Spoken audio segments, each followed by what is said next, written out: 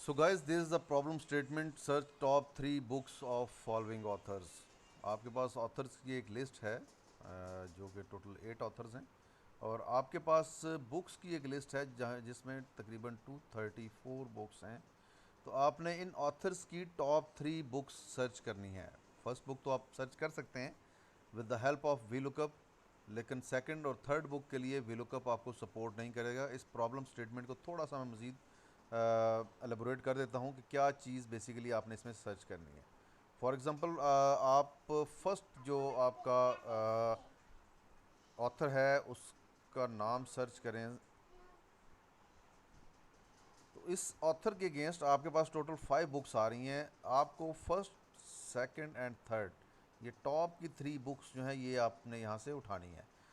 V lookup definitely will not support you. आपको करना क्या होगा, आपको एक ग्रुप ऑफ फंक्शंस यूज़ करना होगा जिसमें इंडेक्स, स्मॉल, इफ और रो आप यूज़ करेंगे। मैं थोड़ा सा आपको बता दूं, रो का काम ये है कि आपको रो की पोजीशन बताता है। आप फॉर एग्ज़ाम्पल इसमें लिखें is equal to B row B17, तो ये आपको रो की पोजीशन बता देगा कि आप जिस रो को सर्च करना चाह रहे हैं वो नंबर 17 है। इफ़ का जो लॉजिकल कंपैरिजन है, आप दो स्टेटमेंट्स का कंपैरिजन करते हैं। ट्रू के केस में आपको एक रिज़ल्ट मिलता है और एक रिज़ल्ट आपको मिलता है फॉल्स के केस में। तो ये बेसिकली लॉजिकल टेस्ट है जिसको हम बूलियन टेस्ट भी कहते हैं, जिसमें ट्रू और फॉल्स आता है। स्मॉल जो है, स्मॉल बेसिकली आपको बताता है कि जो आपने सिलेक्शन की है उस सिलेक्शन की बेस के ऊपर आप first, second, third, fourth, fifth जो भी स्मॉलेस्ट वैल्यू पिक करना चाहें वो कर सकते हैं। फॉर एग्जांपल आपके पास एक लिस्ट है 1 से लेके 9 तक, और आप इसमें से smallest value, second smallest value pick करना चाहते हैं, तो डेफिनेटली ये 2 को पिक करेगा। थर्ड स्मॉलेस्ट के केस में ये 3 को पिक करेगा।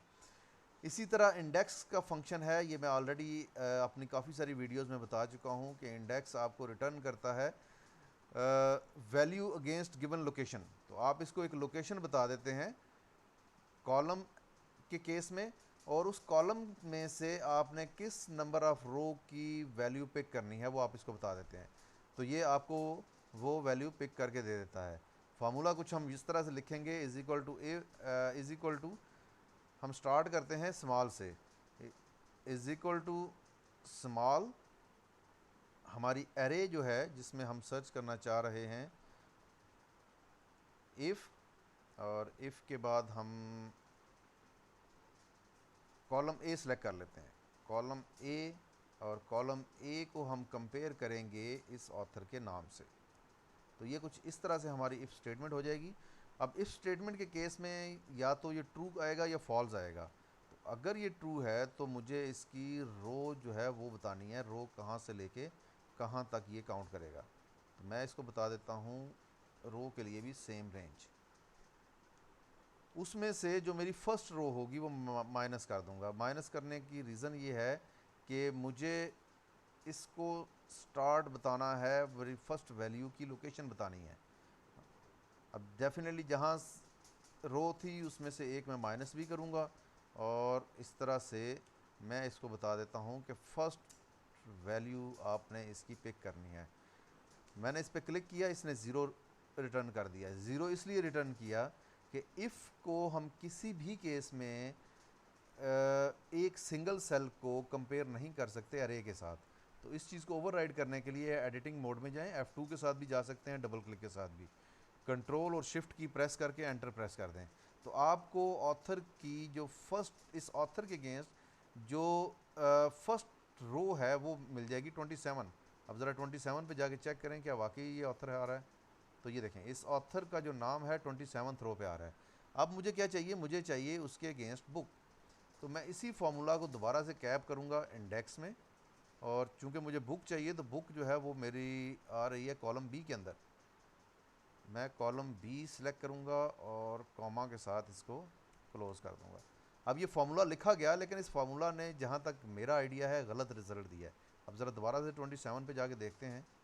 27, तो ये रिज़ल्ट नहीं था, हमें इसने रिज़ल्ट दे दिया है नंबर 5 रो का। रीज़न ये है कि हमने इज इक्वल टू को ओवरराइड नहीं किया। तो हम F2 करेंगे, कंट्रोल शिफ्ट और एंटर की प्रेस करेंगे तो ये देखिए इसका 27th रो का रिज़ल्ट मेरे पास आ गया है। मैं इस फार्मूला को कॉपी करके सेकंड बुक पे लेके जाता हूँ। मुझे करना ये है कि सिर्फ और सिर्फ, अच्छा ये चीज़ चेंज हो गई है, इसको हमने जी पे रखना है और इसको हम 3 टाइम लॉक कर देते हैं। मैं सिर्फ और सिर्फ लास्ट के ऊपर जो मैंने 1 रखा था, 1 का मतलब ये था कि आपने इस ऑथर की जितनी भी एंट्रीज आ रही हैं वो आपने समझ लें कि अलग टेबल बना दिया उसने फार्मूला के ज़रिए। उसमें से मैंने 1 के साथ पहली एंट्री पिक की, 2 के साथ मैं सेकंड एंट्री पिक करूँगा। इसी तरह से अगर मैं 3 करता हूँ यहाँ पे तो ये मुझे उसकी थर्ड एंट्री दे देगा। देखिए मैंने कंट्रोल शिफ्ट एंटर की प्रेस नहीं की थी तो उसने मुझे एरर दे दिया। वेयर एज के इस ऑथर की 5 बुक्स थी। मैं एडिटिंग मोड में जाऊंगा, कंट्रोल शिफ्ट एंटर की प्रेस करूंगा तो मुझे ये थर्ड बुक भी दे देगा। इसे नीचे ड्रैग कर दें, आप ड्रैग कर सकते हैं बगैर कंट्रोल शिफ्ट एंटर की के, लेकिन जब फर्स्ट टाइम आपने फार्मूला लिखना है तो आपने ये बिल्कुल नहीं भूलना, कंट्रोल शिफ्ट और एंटर की ज़रूर प्रेस करनी है। अगर आप यहाँ पर थर्ड बुक की जगह पे 3 की बजाय 5 कर दें तो ये इसकी नंबर 5 पे जो बुक आ रही है वो शो करेगा। Let's go there and look at the formula. तो आपकी फर्स्ट बुक, सेकंड, थर्ड और हमने फिफ्थ बुक उठाई है वो है इनटू द वाइल्ड। सो यहाँ पर भी इनटू द वाइल्ड ही आ रही है। एक ज़बरदस्त फार्मूला है, इसकी प्रैक्टिस करें, बहुत प्यारी चीज़ है, याद करें, मुख्तलिफ़ जगहों पे आपके काम आएगा।